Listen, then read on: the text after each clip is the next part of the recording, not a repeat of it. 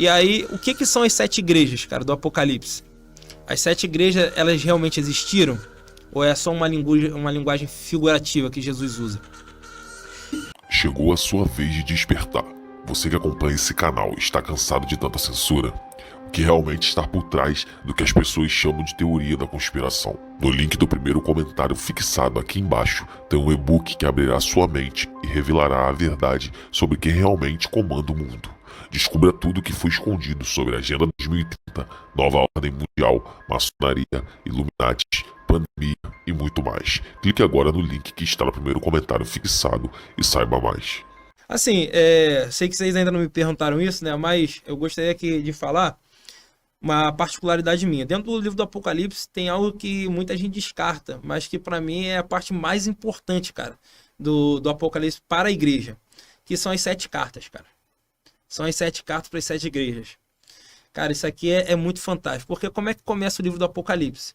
É a revelação de Jesus, dada por Deus, né, para os seus servos.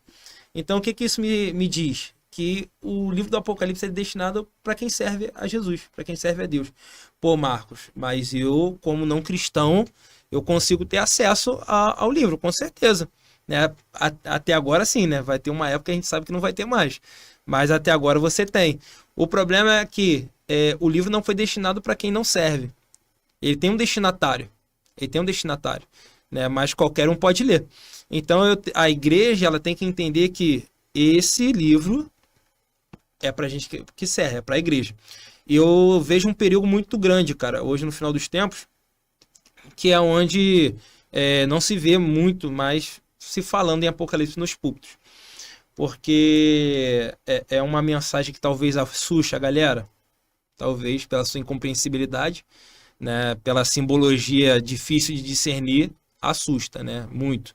Um dragão, uma mulher que vem do mar montado numa besta, isso tudo assusta muito a galera, entendeu? Mas eu tenho certeza que com a interpretação correta fica sanado e todo mundo vai ver que isso aqui é um alerta para você acordar e acertar os seus caminhos.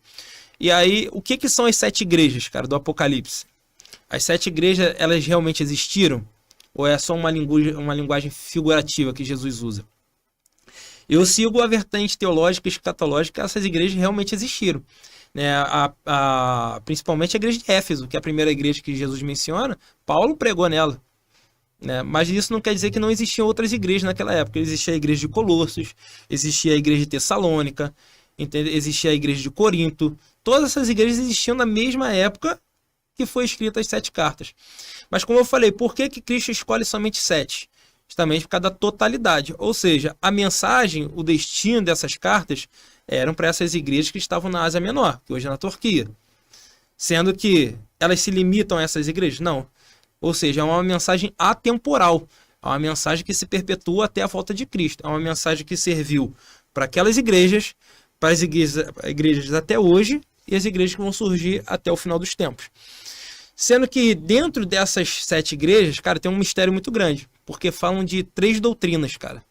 E que eu queria fazer questão de externar aqui para todo mundo que está nos assistindo. Dentro dessas 7 cartas, Cristo menciona 3 doutrinas.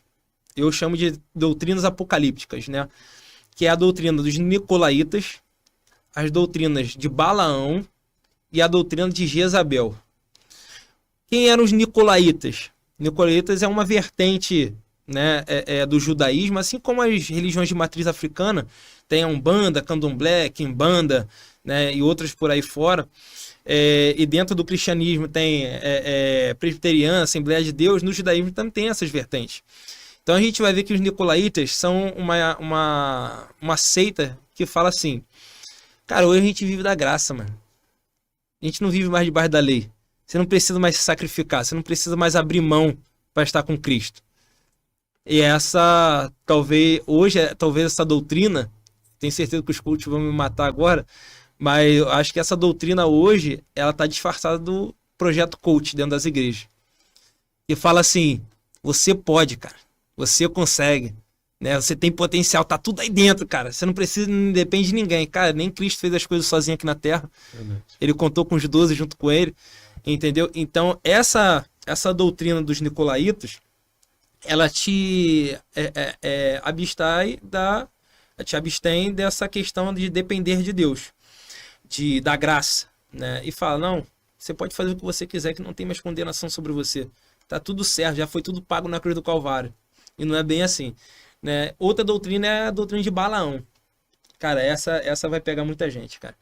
Porque quem foi Balaão? A gente tem que analisar a história. Balaão foi um profeta, cara. Balaão era homem de Deus, cara. Tinha os dons, interpretava a língua aí, ó. Entendeu? Tinha os dons, mas ele se corrompeu por causa do dinheiro, cara. Foi um profeta que se corrompeu por dinheiro, por ganância. Um rei chamado Balaque, né, que era inimigo do povo de Israel. Ele chega assim, ó, conheço tua fama, cara. Tu é poderoso. Então vamos fazer um trato aqui, eu vou te dar tudo isso aqui, mas tu tem que amaldiçoar o povo de Israel. Por algumas tentativas, Balaão tentou. E Deus falou assim, cara, não tem como você amaldiçoar aquilo que eu abençoei. Não tem como. Então, Balaão entendeu que espiritualmente não dava para derrubar o povo de Deus, mano. Então, sabiamente, né, e ele não querendo perder a sua recompensa, o que ele faz? Vou introduzir as mulheres dentro do povo e vai cair todo mundo. E não foi diferente, cara. Não foi diferente. Então, eu entendo, cara, que nos últimos tempos se fala muito de guerra espiritual, né? Batalha espiritual, né? E isso é verdade, não negligencio isso. Mas eu acho que a gente gosta muito de espiritualizar coisas que são terrenas, cara. Então a gente fala assim, uma mulher me deu um mole e eu caí. Aí o pessoal fala, foi a pombagira. Não, cara, foi tua falta de caráter, meu. Foi tua falta de caráter. Não foi a pombagira, não foi o Zé Pilintra, foi você que é corrompido mesmo. Então, nesse contexto da doutrina de Balaão, é o seguinte: são profetas, são pastores que se corrompem por causa da ganância e, intencionalmente ou não, fazem o povo de Deus pecar. Então, aqui a gente já citou duas doutrinas do final dos tempos, que são alertas para a gente ficar ligado. E a gente vê isso. Hoje tem pastor do Pix. Tem a pastora lá também.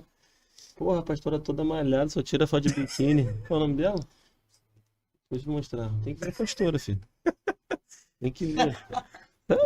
Tá entendendo o que eu tô te falando? Então, é o cara que prega por dinheiro. Eu sou um cara que nunca preguei, nunca vou pregar por dinheiro, cara. Tem igreja que a gente tira do nosso bolso pra ir e é isso, porque o importante é isso aqui, cara. É isso aqui, não é o dinheiro que a gente vai receber. Isso não me isenta de receber ofertas, né, do pastor, da igreja, que sempre nos abençoa, ou com combustível, né, enfim, mas a gente nunca cobra. E a terceira e última, mas não menos importante, é a doutrina de Jezabel, cara. Essa, pra mim, é surreal. Porque quem foi Jezabel? Jezabel foi uma rainha que foi introduzida dentro de Israel. Em que cenário? O rei Acabe, cara, ele precisava de uma aliança de poderio bélico, né, para lutar contra os povos inimigos de Israel. Então, o que ele faz? Ele faz uma aliança com o rei de Tiro, que tinha sua filha Jezabel. Aí, o que ele faz? Casa sua filha com ele. Sendo que, humanamente dizendo... Pastor, doideira. Humanamente dizendo, o rei Acabe fez uma jogada de mestre, cara. O que ele fez? Cara, aumentei meu poderio bélico aqui, meu. Agora ninguém vai me vencer. Sendo que mal sabia ele que ele estava importando para dentro de Israel uma mensageira de Satanás, cara. Que introduziu dentro dos templos do Senhor o quê? Imagens idólatras do deus pagão Baal, né? Que era o deus não só da fertilidade, mas o deus da promiscuidade, né? Que você vai ver na Bíblia Sagrada que os cultos a esse Deus eram feitos a partir de orgias, né, devassidão. Tem gente que ia gostar disso aí, né, mas totalmente repugnante aos olhos do Senhor. E o maior poder dessa mulher era a manipulação, cara. Era o poder de manipular, né, e é o que a gente vê muito hoje. Se eu falo pra você, Sérgio, não pode fazer tatuagem não, cara, mas eu não te apresento nenhum embasamento bíblico, eu tô te manipulando. Vai chegar lá na frente, tu vai falar, cara, eu não fiz tatuagem até hoje, mas até agora não encontrei razões para não fazer. Isso é uma manipulação. Eu consigo manipular a tua vontade em prol daquilo que eu quero. Mas algo muito mais forte do que isso, cara, era que ela matava os profetas do Senhor. Né? Um deles, que é muito famoso, é o Elias. né? Ela ameaça cortar a cabeça dele fora. E o que eu acho engraçado é que o cara tinha acabado de orar a Deus, caiu fogo do céu, caraca. Aí a Bíblia fala que ele mata 850 profetas de Baal, né? Se não me engano era 400 de Aserá e 450 de Baal. Sendo que através de uma palavra dessa mulher, o cara se esconde numa caverna, cara, e começa a pedir a morte dele. Era uma influência satânica muito forte em cima dessa mulher. Então, o que eu vejo hoje, cara, talvez algumas pessoas não entendam a minha terminologia, mas é um espírito, uma doutrina que vai tentando calar a voz profética da igreja. O que seria a voz profética? É o que os profetas falam? Não, profético fala de futuro, fala de destino. Então, quando você chama alguém de profeta, esse cara, essa pessoa, essa mulher, ele tem que importar uma revelação de Deus para a igreja ou para uma nação a respeito do futuro. Seja uma sentença, seja uma bênção, seja um aconselhamento, uma exortação. E é isso que Satanás não quer. Justamente que a igreja se atente ao que Cristo está falando.